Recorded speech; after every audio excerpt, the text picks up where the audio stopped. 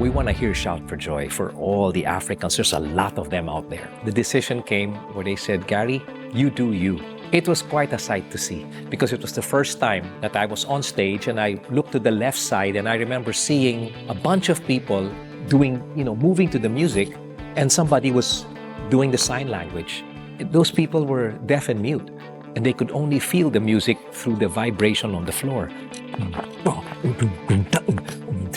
And then you have the person doing, how do I begin to tell you about this friend who's like no other? And they're all moving to it. And that's the first time it ever happened. It's a song that I never get tired of doing because it sort of captures what the song was always meant to do, which was really to give people a reason to shout for joy. Hi, I'm Gary Valenciano, and this is Rolling Stone Philippines' Greatest Hits.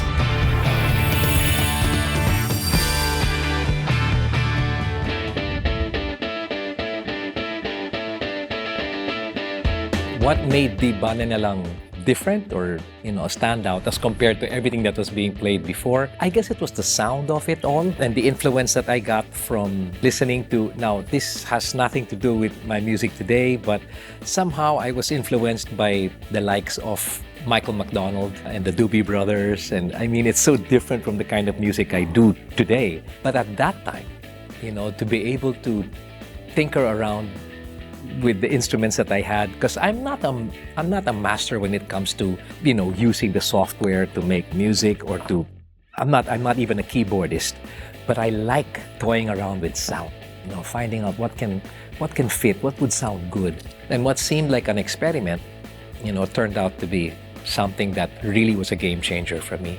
Actually, even the beginning, it started with that and then with the string, and I kind of was into that before. Yes, let's try this. That sounds good. Oh, let's try this. Oh, okay. Yeah, but you've never come up with anything like that. Yeah, that's precisely the point. Let's see how it's gonna work, And it did. And it's still today, when I do that song, I always have to make sure that I have elements of that original intro because that's what people really remember the most. The song was a big hit at that time. And the way it came together wasn't just me, because I had the music going and I sat down one time in this little place. I went down and I played the music. I got help from Direct Roel Santiago, who was my best friend at that time, and Angeli. I mean, we were all seated there, and I said, wait, what about this part? Minsan, sabi niya sa akin, sandali na lang. And then Roel, I was like, ano bang melody mo? Oh, sige, subukan mo to. And it was just a trial and error. And we had no idea it was going to end up the way it did end up. Not only becoming a hit on radio, but being made into a movie, which was crazy.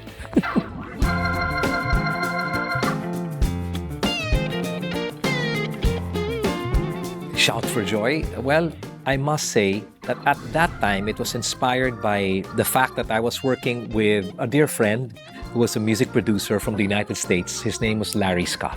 And one time he came to the studio and he came by taxi and he could see people in the Jeeps all like this. And so his voice was, Gary, have you seen the people on the street today? Man, I mean, there's nobody smiling anymore. I thought the Philippines was the country where everybody would smile and hospitality and yada, yada, yada. And then I look back at that time, and the reason why people were not smiling, I guess, was because there was a lot of stuff going on back then. In the 90s, early 90s, you had a coup d'etat attempt on Cory Aquino, and then the big earthquake in 1990 that tore Baguio apart. So when I was able to write the song, it was really with the hope that I could remind people, hey man, look at your son, look at your daughter, look at your wife, look at your parents. I mean, look at what you have. There may not be much, but if that makes you happy, then there is reason to shout for joy. That's how that whole song came together. Again, it was me trying to experiment with that kind of genre. And I said, hey, maybe I can do something with this, but let's see, try something different. Then I thought of making it into a song that would boldly speak about the faith and my God. And I'm glad I did. And I'll never forget how people would come up to me, Sir Gary, I said, oh yeah, So, Gary, yung kanta mo, yung Shout for Joy, ano ba yan? Ano bang category? Ano bang genre? I would just say, I don't know, inspirational music. Oo nga eh, kasi parang ngayon lang ako nakarinig ng ganong klase na sumasayo ka pa. Pwede ba yun? Di ba bawal yun? You know, it was that kind of thing. So, but the thing is, I had been traveling back and forth to the US, going on tour, looking for artists that carried that kind of music. That's when I realized it can be done. I don't know what year that was. It might have been the year 2000, maybe 2001, or maybe earlier. I ended up in a crusade of the late Billy Graham, and we were in Amsterdam. And there was a younger group of organizers, and there was the old school group. Now, the old school organizers wanted me to start out the entire event with a solemn song, which I didn't mind doing. But then the younger ones were saying, yes, but we've got a lot of Africans who are here. You know, you gotta start it out with a bang. So there was a, back and forth communication. So what is Gary gonna do and all? I was just there waiting for my turn. And then the decision came where they said, Gary, you do you. We wanna hear Shout for Joy for all the Africans. There's a lot of them out there. So I came out, and the whole event started with a prayer, and at about 7:30, 8 o'clock in the morning, I came out and I performed. And it was quite a sight to see, because it was the first time that I was on stage, and I looked to the left side, and I remember seeing a bunch of people doing, moving to the music, and somebody was doing the sign language. Those people were deaf and mute, and they could only feel the music through the vibration on the floor. And then you have the person doing, how do I begin to tell you about this friend who's like no other? Ever since the day he walked into my life, he's been more like a brother. And they're all moving to it. And that's the first time it ever happened. It's a song that I never get tired of doing, because it sort of captures what the song was always meant to do, which was really to give people a reason to shout for joy when you count your blessings.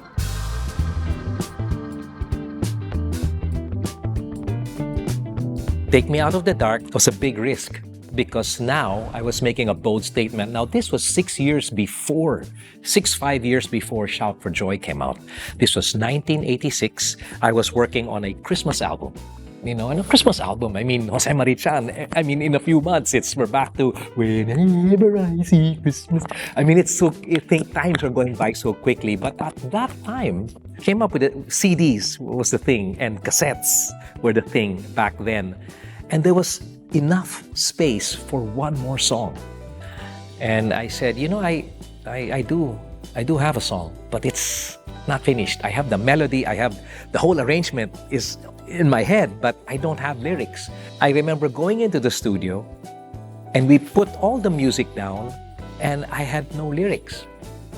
And I remember calling my wife, and I said, maybe, hon, this is the last day of recording.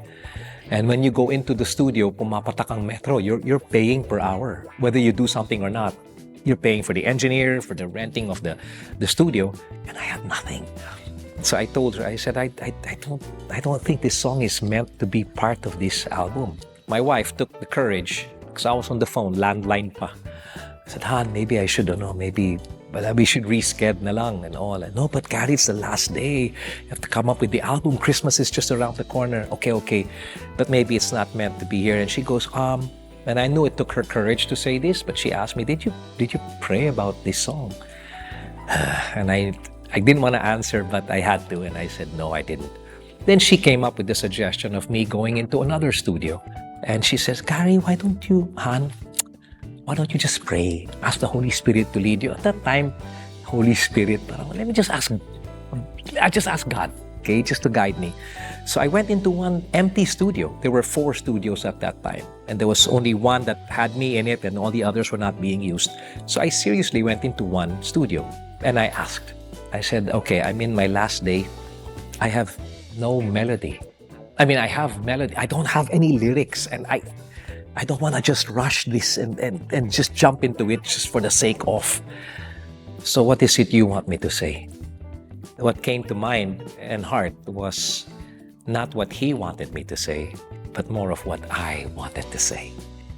And so just what is it in me?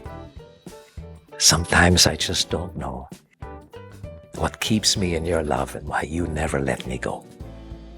And it just, little by little, it came together that particular day, on that last day of recording. That's how it was born. The song was born on that night.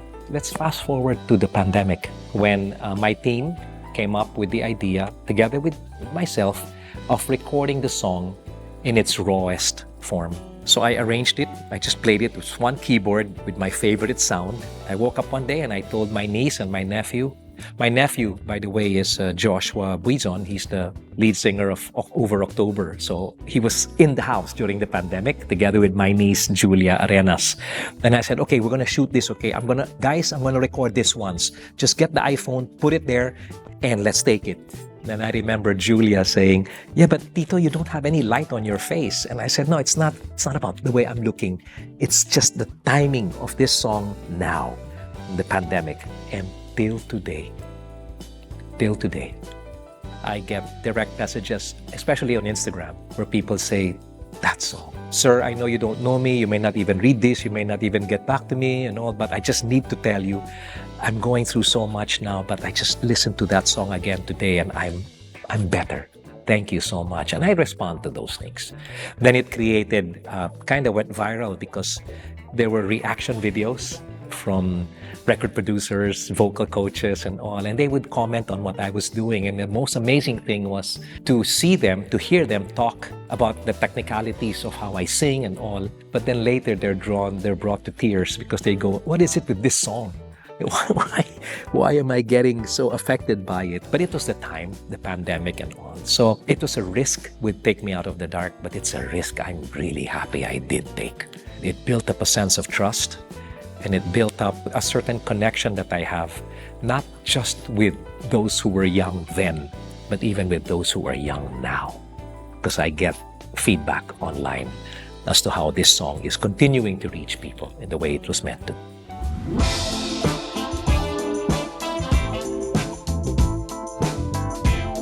So this was now going to be Gary Valenciano's first all inspirational album. I never wanted to call it a Christian album. I never wanted to call it a gospel album or a praise and worship album, because that's really not what it was. It really was an inspirational album. I'm inspired to do this. And one of the songs that I never really pushed, but I enjoyed recording, was a song called Search and Know. Oh God, search and know my heart, longing to be near you. I've tried but can't get past the start. Not all of these songs were played on radio. Not all of these songs became big hits, but they did have an impact on people that heard these songs. And that song, Search and Know, I just started redoing it because I want to re-record it. I'm just not sure where to take it, but that's a good challenge. Do I make it sound similar, like the way it was, or do I change the flavor altogether? And that's a journey that I'm excited to take. Another song is a song called For You. It was written by my wife's sister, Felici Pangilinan Buizon. And she gave me the song and she goes, Gary, you might want to add this into the album. And I said, okay, let me hear it. And I've always been a big Earth, Wind & Fire fan. So Philip Bailey, who I was able to have lunch with when they came here a long time ago, I told him about it. I said, I have a song there. Oh, really? Yeah. So it's got that flavor. For you, did it all for love, are you? Unconditional love for you. So it's got that falsetto thing going. I enjoyed recording it. I enjoyed just working in the house, just listening to it, -1 lang, but all the instruments are there and I'm like, oh, this sounds good. I like this. Shout for Joy was really happy, even in the studio. When I got there was a guy there who was a maintenance guy that I told him, can you come in? Can you join me? Sir, ano bang gagawin ko? Wala, sumigaw lang kayo. Kaysa umpisa, basta sisigaw ako, hey, I'm glad you're here. You ready to make some noise? Dapat kayo yun, ha? O sige, game. So it was just track after track, adding more people until it came out sounding that way. Yeah, so those are the songs. That's what I remember during the time that I recorded those songs. That's what I remember, the feel of it. Even before I would go into the vocal booth, syempre we'd play the music, and then before I would sing, I'd say, okay, let's make a rough balance of, can you bring up the bass? Can you bring up? And then you see the engineer going, sir, iba to ah, ano to? No, it's called Shout for Joy. Oh, sige, sir, game. So I would go and then we would record it. And when it's done, it's like, what, you guys, okay? Yeah, sir, that is good, it is good. I like that. Oh, and there was one more, a song called Could You Be Messiah? I rarely play live pianos when I record because I don't have the dexterity. Even if I play, yeah, I can. But if I'm going to memorize, and I don't read chords. So if you tell me, play an E suspended 5th, 11th with a 9th, I'm like, can you play it? And then I'll just copy it na lang. I'll just listen, and that's how I do it. So it's very hard for me when people say, di ba that your song, Gaya ng Dati? Oh, that's another song. Gaya ng Dati.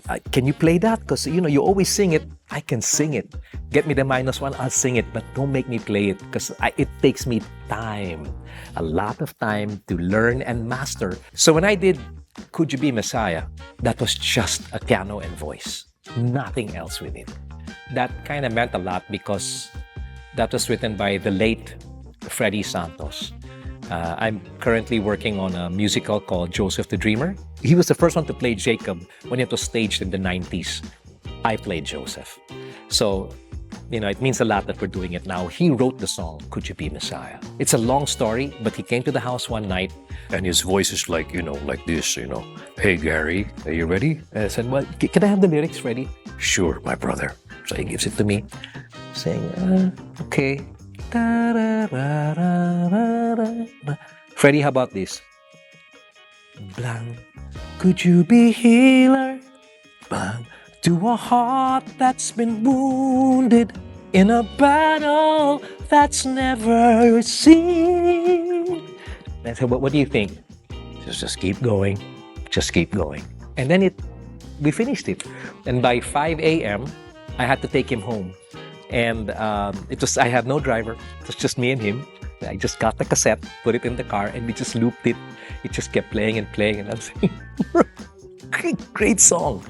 That was part of it. Natutulog pa ang Diyos. That's another song that was a part of that album. The argument was, do we keep the title Natutulog pa ang Diyos? Because the Lord never sleeps. Can we change it? Can we say Natutulog ba ang Diyos? Yeah, okay. But the title of the movie, because it's a theme song, title of the movie is Natutulog pa ang Diyos. I said, never mind. It's the same thing. It's going to be, can we please just change the word pa to ba? So it doesn't become a statement that the Lord is asleep. Because I don't believe that. I cannot sing a song I don't believe in. And then they said, okay, sige, ba. So perfect. I guess another one that really is memorable is Gaya ng Dati. Gaya ng Dati was written by a pastor from Bulacan named Pastor Alter Mulo. And when I got the song, it wasn't a song that I wanted to write or that I wanted to do in order to speak to people because the song was speaking to me. Gaya, dati, ganito ka. Dati, you had no problems. Dati, you would talk to your friends about me and all that. Then in the end of the song, it's God pala who's the one that's saying, before you were like this and before like that. And the singer comes into the realization na, wow, Lord, I messed up big time. Can you find it in your heart to use me? Gaya ng Dati. Use me again, Gaya ng Dati. When I do that song, it's usually part of a medley, but when I do it in its entirety, you can hear a pin drop. Sometimes even in the intro, ta-ra-ra-ra, you can hear people going, ooh, like that. And I don't anymore go, this song. I just let the song play out and just let the song speak for itself. That album is really something that, for me, is for the books. It was a big risk, but it won Album of the Year in a secular award-giving music awards night. So it said something to me. It gave me a lesson that I don't think I'll ever forget, and that has kept me going. Nah, Gary, if that's your desire, and you make yourself available for that use, I will use you. You ready? I said, yeah. Let's go. Just bring me the songs. Let's do it. Okay, here's Shout for Joy. Here's Could You Be Messiah. Here's Take Me Out of the Dark. Here's Gaya ng Dati. Here's Search and Know. Here's For You. Here's, all of these songs. And I said, okay, game.